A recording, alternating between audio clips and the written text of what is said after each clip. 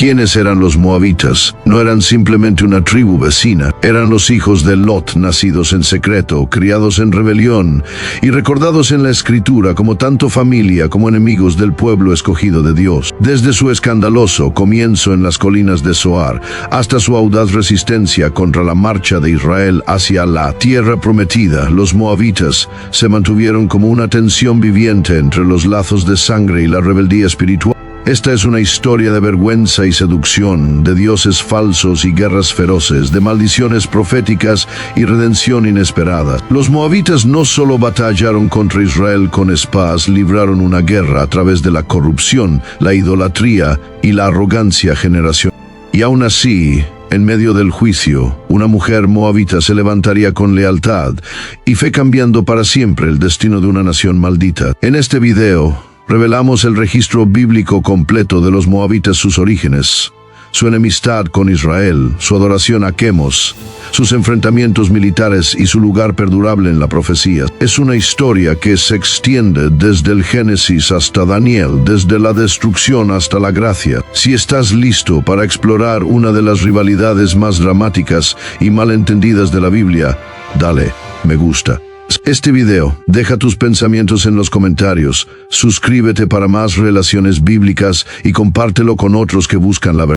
Descubramos la guerra entre los hijos de Lot y el pueblo del pacto de Dios y la gracia que rompió la maldición. Los orígenes de los moabitas están arraigados en uno de los relatos más perturbadores de la Biblia, un comienzo marcado no por promesa o profecía, sino por trauma, desesperación y distorsión moral. Después de que las ciudades de Sodoma y Gomorra fueron consumidas por fuego del cielo, Lot, el sobrino de Abraham, fue llevado a salvo por ángeles. Su esposa, incapaz de desprenderse de lo que dejaba atrás, miró hacia atrás y se convirtió en una estatua de sal. Solo y con miedo, Lot huyó con sus 2 hijas a las montañas desoladas cerca de Zoar, viviendo en una cueva, aislado de la civilización y la estabilidad. Allí, aisladas y creyendo que la destrucción de las ciudades marcaba el fin de la humanidad, las hijas de Lot idearon un plan para preservar la línea familiar. No fue un plan nacido de la justicia, sino de una supervivencia distorsionada.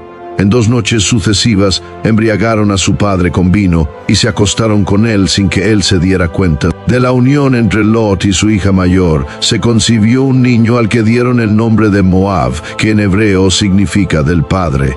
De ese hijo surgiría el pueblo moabita. Esta historia de origen perturbadora se convirtió en un estigma duradero, especialmente ante los ojos de los israelitas. A diferencia del nacimiento por pacto de Isaac, el linaje de Moab no vino de una promesa de Dios, sino del miedo y la manipulación. Los moabitas, como hijos de Lot, eran parientes de Israel por sangre, pero su origen era visto como espiritualmente ilegítimo, un contraste marcado con la línea escogida de Abraham. Como resultado, Israel no veía a Moab simplemente como una nación extranjera, sino como una advertencia moral, un pueblo nacido del compromiso y reflejo de las profundas fracturas de la naturaleza humana. Aunque los descendientes de Moab eventualmente construirían ciudades y crecerían en fuerza, su legado siempre sería rastreado hasta una cueva, una familia rota y una noche que los redefinió. Desde el principio, los moabitas fueron marcados como forasteros productos del pecado,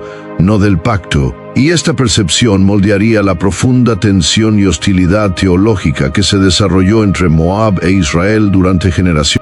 Desde ese momento, Moab se convertiría en un pueblo moldeado por la confusión moral y la rebelión espiritual, siempre en oposición al Dios de Abraham y al pacto que él estableció. La tierra de Moab no era simplemente un lugar en el mapa, era un reino escarpado de acantilados, mesetas y terreno fortificado que hacía a los moabitas formidables tanto en defensa como en diplomacia. Situado al este del Mar Muerto, entre el río Arnón al norte y el río Sered al sur, Moab ocupaba una región de valor estratégico crítico en el antiguo cercano oriente. El terreno, aunque áspero y elevado, era fértil en sus valles y bien regado por wadis estacionarios. Esto lo hacía ideal para cultivar viñedos, pastorear ganado y establecer ciudades-estado autosuficientes en lo alto de las tierras bajas circundantes. Desde sus fortalezas elevadas ciudades como Dibón, Ar y Kir Ares, los moabitas mantenían control sobre rutas comerciales importantes, en particular la carretera del rey, que conectaba Egipto con Mesopotamia. Estas rutas permitían a Moab influir en el flujo de bienes, ejércitos e información entre los grandes imperios, otorgándoles tanto ventaja económica como visibilidad política. Su proximidad a Edom al sur, Amón al noreste e Israel justo al otro lado del Jordán, los colocaba en el cruce de conflictos culturales y militares. Aunque descendían de Lot, el sobrino de Abraham, los moabitas no eran tratados como familia del pacto. La tierra que ocupaban fue originalmente apartada para ellos por mandato divino durante el viaje de Israel por el desierto. Deuteronomio, capítulo 2, versículo 9. Pero esta concesión temporal no eliminó la división espiritual. A medida que Israel avanzaba hacia la tierra prometida, Moab se convirtió en algo más que un vecino, se convirtió en un obstáculo. Su tierra elevada servía como barrera al movimiento de Israel, y sus ciudades se convirtieron en centros de resistencia contra la expansión israelita y el propósito del pacto. Este territorio, con su geografía imponente y su nacionalismo arraigado, sería el telón de fondo para algunos de los encuentros teológicos y militares más dramáticos de la Biblia. Moab no era simplemente un vecino al otro lado del río, era una tierra cuyo mismo suelo se convirtió en el escenario, donde la enemistad entre los hijos de Lot y los hijos de la promesa se desarrollaría a lo largo de los siglos. A medida que el largo y arduo viaje por el desierto llegaba a su fin, los hijos de Israel acamparon en las llanuras de Moab, una vasta extensión de tierra ubicada directamente al este del río Jordán frente a Jericó. Esta ubicación no fue al azar. Marcaba el último punto de preparación antes de que Israel cruzara hacia Canaán, la tierra prometida. Pero las llanuras de Moab eran más que un campamento físico, se convirtieron en el umbral espiritual de una nación a punto de heredar su destino. Allí, bajo los imponentes acantilados del territorio moabita, el pueblo se detuvo no para descansar, sino para renovarse. Fue en esas mismas llanuras donde Moisés, el profeta y libertador que los había sacado de Egipto, se preparó para pronunciar sus últimas palabras. Sabiendo que no cruzaría el Jordán con ellos, Moisés pronunció los poderosos discursos de despedida que conforman el libro de Deuteronomio. Reafirmó el pacto, reiteró las leyes de Dios, advirtió contra la idolatría y llamó a Israel a recordar su identidad y propósito. Este fue el momento de consagración nacional de Israel, una comisión espiritual al borde de la conquista.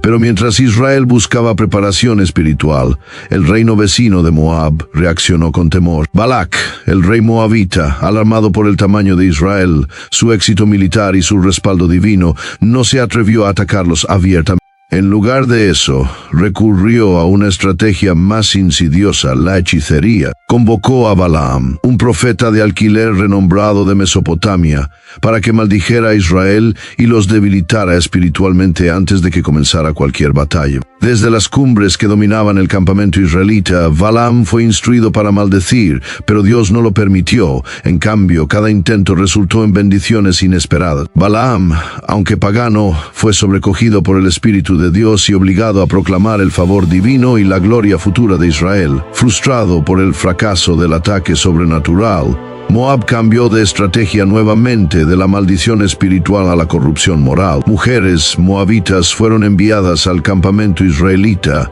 usando la seducción para arrastrar a los hombres hacia la inmoralidad sexual y la adoración pagana, un acto que más tarde culminaría en el escándalo de Peor. Esto marcó un punto de inflexión peligroso no solo para Israel, sino para Moab, cuyas acciones sellarían su reputación espiritual como una fuerza corruptora y adversaria del pueblo del pacto de Dios. En este momento final, antes de entrar en la tierra prometida, la mayor amenaza de Israel no eran los gigantes cananeos ni las ciudades amuralladas, era la sutil guerra espiritual lanzada por los hijos de Lot, quienes, en lugar de apoyar a sus parientes, se posicionaron contra ellos como engañadores y enemigos. Cuando la hechicería fracasó en debilitar a Israel, Moab recurrió a un arma más insidiosa, la seducción. Bajo la apariencia de hospitalidad y alianza, las mujeres moabitas se infiltraron en el campamento israelita y sedujeron a los hombres hacia la inmoralidad sexual y la idolatría. Lo que comenzó como una tentación sutil escaló hasta convertirse en una apostasía a gran escala. Empeor, los israelitas no solo se entregaron a placeres extranjeros, participaron abiertamente en sacrificios a Quemos y a Baal, dioses cuyos rituales incluían perversión sexual y derramamiento de sangre. Una nación llamada a la santidad se postró ante ídolos paganos, quebrantando el pacto con el mismo Dios que los había librado de Egipto. Las consecuencias fueron rápidas y devastadoras. La ira de Dios se encendió y estalló una plaga entre el pueblo, matando a 24,000. La corrupción espiritual solo fue detenida cuando Finees, nieto de Aarón, actuó con celo justo. Con una lanza, ejecutó a un hombre israelita y a una mujer moabita que habían desafiado descaradamente a Dios en la entrada del tabernáculo. Su acción valiente detuvo la plaga y restauró el temor del Señor entre el pueblo. En respuesta, Dios emitió un juicio severo, registrado en Deuteronomio, capítulo 23, versículos del 3 al 6. Ningún moabita debía entrar en la asamblea del Señor, ni siquiera hasta la 10ª generación. Esto no fue un castigo basado en la genealogía, sino una respuesta a la hostilidad deliberada. Moab se había negado a ayudar a Israel durante el Éxodo, había contratado a Balaam para maldecirlos y había orquestado su caída en Peor. Estos no fueron simples ofensas diplomáticas, fueron actos espirituales de agresión contra el pacto de Dios. Así, Moab fue marcado no solo por su origen vergonzoso, sino por su desafiante desobediencia a la autoridad divina. Aunque individuos como Ruth pudieron ser redimidos por la fe, la nación quedó condenada. Moab ya no era visto como un pariente lejano, sino como un enemigo espiritual, uno que había convertido la tentación en arma para atacar la santidad del pueblo escogido de Dios. En el centro de la identidad moabita estaba Quemos, el dios nacional que moldeaba su cosmovisión, exigía su lealtad y alimentaba sus guerras. A diferencia de Yahvé, el Dios de Israel, quien llamaba a su pueblo al pacto, a la misericordia y a la justicia, Quemos era un Dios de conquista y crueldad. No ofrecía relación, imponía sumisión. Su adoración no demandaba arrepentimiento, sino terror arraigado en derramamiento de sangre y perversión ritual. Para los moabitas, Quemos no era un símbolo lejano, sino un guerrero divino activo. En tiempos de crisis nacional buscaban su favor mediante ofrendas violentas. Sus lugares altos, altares elevados en crestas montañosas, se convirtieron en escenas de horror infantil, sacrificados al fuego, sangre derramada en ritos sagrados y rituales sexuales realizados como actos de adoración. Estos santuarios elevados proyectaban largas sombras sobre la tierra, declarando el orgullo de Moab en un dios que glorificaba el temor. El culto a Quemos era más que idolatría, era un asalto directo al orden moral revelado por Yahvé. Donde el Dios de Israel requería pureza, Quemos acogía la perversión. Donde Yahvé prohibía el sacrificio de niños, Quemos lo exigía. Donde Yahvé pedía un corazón humilde, Quemos exigía mutilación y fuego. La religión de Moab se convirtió en un cáncer espiritual, uno que contaminaba no solo su tierra, sino que amenazaba con infectar a Israel mediante alianzas y matrimonios mixtos. Para Israel, Quemos representaba la esencia de la guerra espiritual. Su influencia tentaba al pueblo del pacto a comprometer su santidad. Los profetas condenaban su nombre, los reyes justos derribaban sus altares, pero cada vez que Israel se volvía complaciente, Quemos regresaba trayendo seducción, apostasía y juicios. La lealtad de Moab a Quemos no era incidental, era central en su hostilidad hacia Israel. Su confianza en él impulsaba sus guerras y justificaba su rebelión. En la larga lucha entre Moab y el pueblo de Dios, Quemos era más que un dios falso, era el estandarte espiritual de desafío alzado contra la santidad, la justicia y la verdad de Yahvé. A lo largo de su historia, los moabitas no fueron solo adversarios espirituales de Israel, fueron frecuentes oponentes militares que buscaban afirmar su independencia y resistir la influencia israelita. Entre los muchos enfrentamientos entre ambas naciones, uno de los episodios más definitorios y perturbadores ocurrió durante el reinado del rey Mesa de Moab, un gobernante poderoso y celoso que veía la guerra no solo como política, sino como deber religioso hacia Quemos, su dios nacional. Durante años, Moab vivió bajo la dominación de Israel, pagando un pesado tributo anual, 100,000 corderos, y la lana de 100,000 carneros durante el reinado del rey Acab de Israel. Pero cuando Acab murió, Mesa vio una oportunidad para liberarse del control extranjero. Confiado en su causa y respaldado por el orgullo nacional, lanzó una audaz rebelión contra Israel. El levantamiento provocó una respuesta inmediata.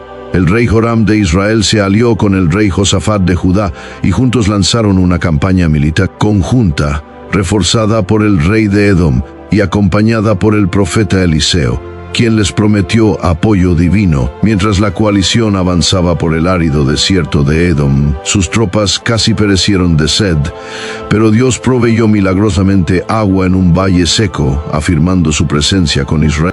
Animados por esta señal, los ejércitos invadieron el territorio moabita, destruyendo sistemáticamente ciudades, obstruyendo pozos, talando árboles y devastando tierras de cultivo. Su avance fue implacable y eficaz, hasta que llegaron a la fortificada ciudad de Kirares, el último bastión de resistencia moabita. Fue allí, tras los muros de su capital sitiada, donde el rey Mesa, en un acto final de desesperación, devoción, ofreció a su propio hijo, el príncipe heredero, como ofrenda quemada a Quemos sobre el muro de la ciudad. Este horrendo sacrificio humano fue presenciado tanto por su pueblo como por sus enemigos. El impacto psicológico fue inmediato y profundo. Aunque Israel tenía la ventaja militar, las fuerzas israelitas retrocedieron horrorizadas y se retiraron del sitio. La batalla en Kirares fue más que un choque de ejércitos, fue una colisión de cosmovisiones espirituales. Israel luchaba bajo la guía de Yahvé, mientras el rey de Moab estaba dispuesto a derramar sangre real en un ritual grotesco para apaciguar a su Dios. El evento conmocionó al mundo antiguo y se convirtió en símbolo del fanatismo moabita, revelando cuán profundamente se entrelazaban la violencia y la religión en su identidad nacional. Esta guerra no solo confirmó a Moab como un vasallo rebelde, lo marcó en la memoria de Israel como un pueblo dispuesto a sacrificar su propio futuro en el altar de una esperanza falsa. En este conflicto, los hijos de Lot se mostraron no solo como enemigos políticos, sino como oponentes espirituales, extrayendo su fuerza de un Dios de muerte, en desafío al Dios de vida. En 1868, en la meseta barrida por el viento de Divón, en lo que hoy es Jordania, surgió un descubrimiento notable. Bajo siglos de arena y ruina, un monumento de basalto negro de casi 1,20 metros de altura, inscrito con antigua escritura moabita. Este artefacto, conocido hoy como la estela de Mesa o la piedra moabita, se convertiría en uno de los hallazgos arqueológicos más importantes relacionados con la historia bíblica. Por primera vez, los eruditos tenían en sus manos un relato en primera persona proveniente del propio Moab, ofreciendo una perspectiva interna sobre uno de los conflictos más dramáticos entre Israel y su antiguo primo, tallada por el rey Mesa de Moab alrededor del siglo IX a.C. La inscripción relata con valentía su rebelión contra Israel tras décadas de sometimiento. Alaba sus campañas militares, celebra la reconstrucción de ciudades moabitas y, lo más sorprendente, atribuye tanto el juicio como la victoria al dios Quemos. En la estela, Mesa presenta el dominio de Israel como un castigo divino de Quemos por los pecados pasados de Moab, y su liberación como una muestra del favor renovado de Quemos. Este marco teológico refleja el fervor religioso visto en el relato bíblico pero invertido. Donde la Biblia ve a un rey desesperado e idólatra recurriendo al sacrificio infantil, la estela presenta a un libertador triunfante cumpliendo la voluntad de su Dios. Aún más significativo es que la estela menciona explícitamente a Israel y a Yahvé, una de las referencias extrabíblicas más antiguas conocidas al Dios de Israel. Confirma que Yahvé era reconocido como el Dios nacional de Israel incluso por sus enemigos vecinos, y que el conflicto entre Moab e Israel no era meramente político, era profundamente religioso, una guerra de dioses tanto como de reyes. Así, la estela de Mesa une los mundos de la escritura y la arqueología, no como contradicción, sino como testimonio paralelo. Valida la representación bíblica de la rebelión de Moab y al mismo tiempo revela cómo Moab interpretó esos mismos eventos a través del lente de su propia teología y propaganda. En este raro artefacto emerge una narrativa dual. Israel vio a Mesa como un rebelde brutal y engañado. Moab lo vio como un libertador elegido. Juntas, estas voces, una grabada en la escritura inspirada, la otra en piedra imperial, ofrecen una ventana rara y poderosa al mundo del antiguo, cercano Oriente, donde los hijos de Lot y los hijos de Israel lucharon no solo con ejércitos, sino con ideologías, dioses y destinos eternos. Aunque gran parte de la relación entre Israel y Moab estuvo marcada por la hostilidad, la Escritura también registra momentos de pragmatismo político, coexistencia incómoda y diplomacia frágil. En varios momentos de la historia bíblica, Moab se convirtió en un estado vasallo, obligado a pagar tributo y someterse a la autoridad israelita, como durante los reinados de David y de Acab.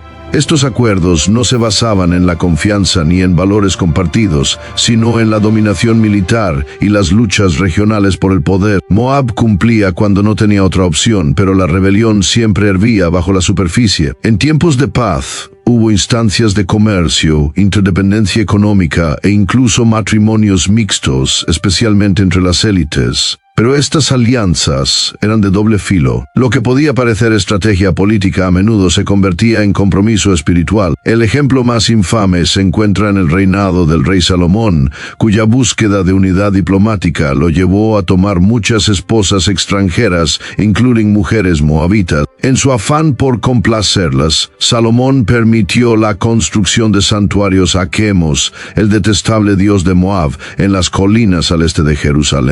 Estos lugares altos se convirtieron en puntos de apoyo para la idolatría, atrayendo eventualmente no solo el corazón de Salomón lejos del Señor, sino sembrando una corrupción que se esparciría por todo el reino.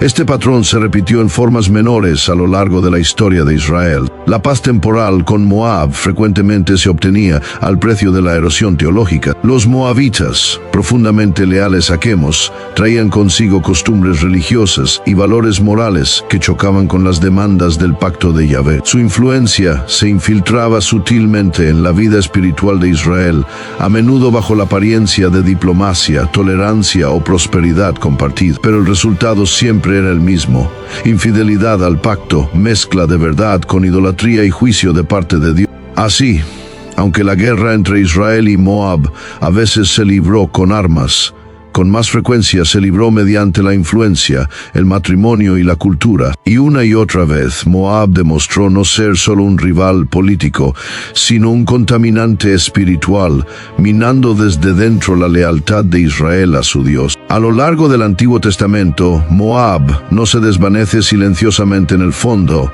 Se convierte en un blanco frecuente del juicio profético de Dios, hablado por boca de sus mensajeros. Las voces de Isaías, Jeremías y Sofonías resuenan con claridad divina, condenando a Moab no solo por sus acciones contra Israel, sino por su orgullo arraigado, su idolatría y su arrogancia espiritual.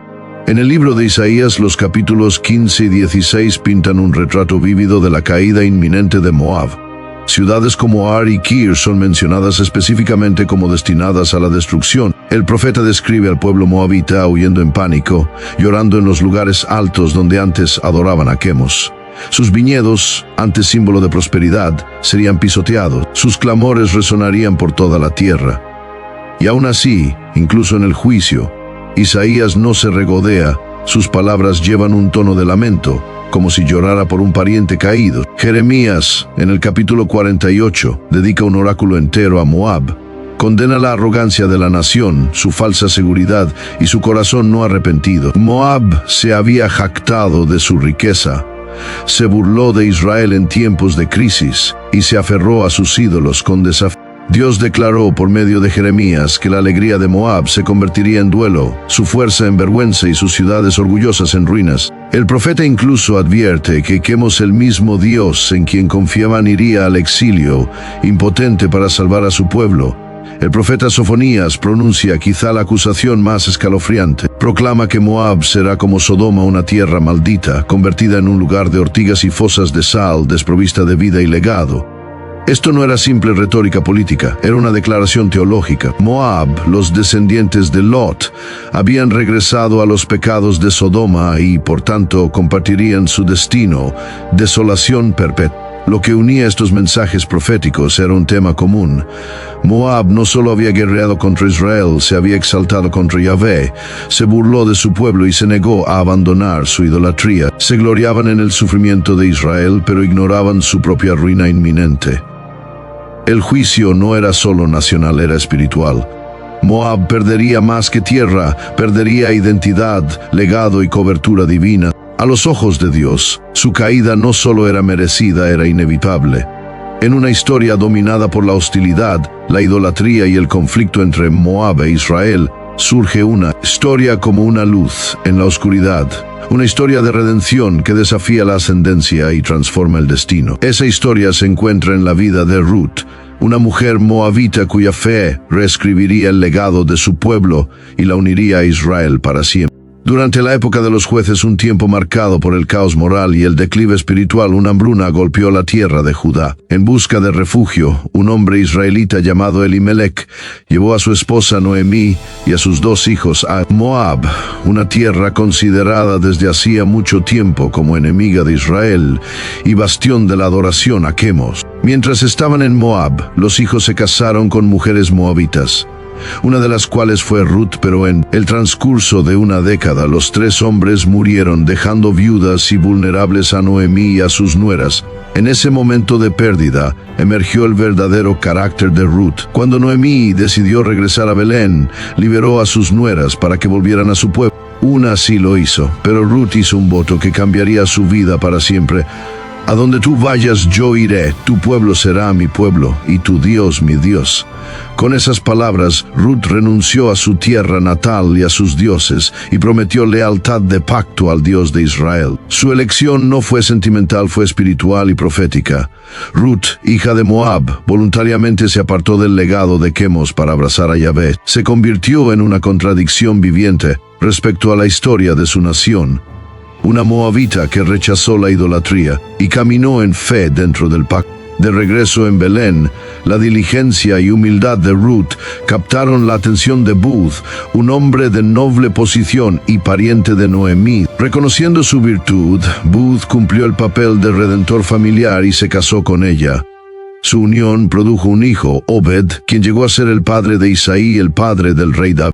Esto fue más que una historia familiar, fue una reversión divina. A través de Ruth, una moabita, Dios injertó a una extranjera de una nación condenada en la línea real del rey más grande de Israel y, en última instancia, en la línea mesiánica de Jesucristo. Ruth se alza como una radiante excepción al oscuro legado de Moab. Su fe probó que ninguna ascendencia está demasiado maldita, ningún forastero demasiado distante para la gracia de Dios. Por medio de la lealtad de una sola mujer, la guerra espiritual entre Moab e Israel se dio por un momento ante la paz y una moabita se convirtió en madre de la promesa. Aunque los moabitas desaparecieron del escenario histórico mucho antes del amanecer de la era del Nuevo Testamento, su nombre reaparece en una de las profecías más misteriosas y poderosas de la Biblia. En el libro de Daniel, capítulo 11, versículo 41, dentro de una visión de los últimos días, el profeta habla de un rey del norte despiadado, comúnmente identificado como el anticristo, que arrasará muchas tierras con fuerza abrumadora. Sin embargo, en medio de esta destrucción, se dice que 3 pueblos antiguos escaparán: Edom, Moab y los principales de los hijos de Amón. Esto es sorprendente. Para el tiempo de Daniel, Moab ya no existía como una nación reconocible. Y aún así, bajo inspiración divina, Daniel los nombra como un grupo preservado durante un tiempo de agitación apocalíptica. Esto plantea una pregunta profunda.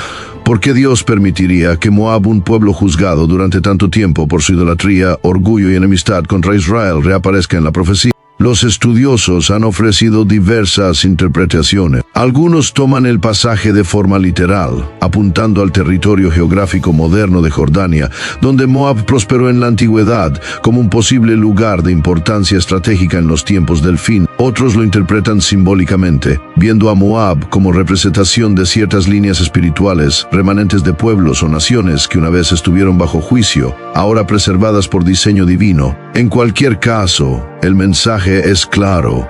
Dios nunca olvida a las naciones de la historia, ni su rebelión ni su papel dentro del plan redentor. Moab, que una vez fue sinónimo de seducción, sacrificio y guerra, vuelve a ser nombrado no como un imperio dominante, sino como un remanente preservado. Esta mención profética nos recuerda que la historia de las naciones no la escriben solamente los libros de historia, sino el consejo eterno de Dios. La reaparición de Moab no se trata simplemente de supervivencia.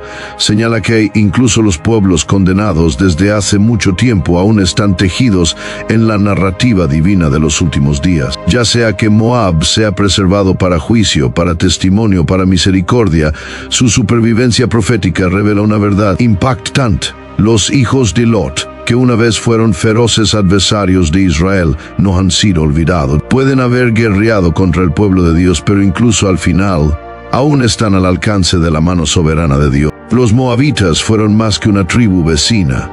Fueron una tensión viviente entre la sangre y el pacto, entre la cercanía y la rebelión. Nacidos de Lot, pero alejados de la promesa, se alzaron como una nación que eligió el orgullo en lugar del arrepentimiento, Aquemos en lugar de a Yahvé y la guerra en lugar de la paz. Y, sin embargo, aún en el juicio la puerta a la redención nunca estuvo completamente cerrada. A través de Ruth, una mujer moabita fiel, Dios reescribió la narrativa. Su nombre ahora se encuentra entre las matriarcas del rey más grande de Israel y del mismo Mesías. Solo eso nos recuerda: ningún pasado está demasiado maldito, ningún pueblo demasiado distante, y ningún corazón demasiado perdido para el poder redentor de Dios. Si esta historia ha abierto tus ojos a las verdades más profundas de la Escritura, si ha conmovido tu corazón o ampliado tu entendimiento de cómo Dios se mueve a través de las naciones y generaciones, te invito a responder: dale me gusta a este video para que llegue a más personas que buscan claridad y profundidad bíblica. Deja un comentario abajo, ya sea una pregunta, una reflexión o algo que Dios te haya mostrado a través de esta historia. Suscríbete para recibir más narrativas bíblicas poderosas y no olvides compartir este video con otros que tienen hambre de verdad. Desde lo más profundo de mi corazón, gracias por ver, gracias por buscar entendimiento más allá de la superficie, y gracias por caminar conmigo mientras recuperamos las historias olvidadas que aún hablan hoy. Que Dios te bendiga y que tu fe crezca cada vez más mientras caminas por las páginas de la Escritura.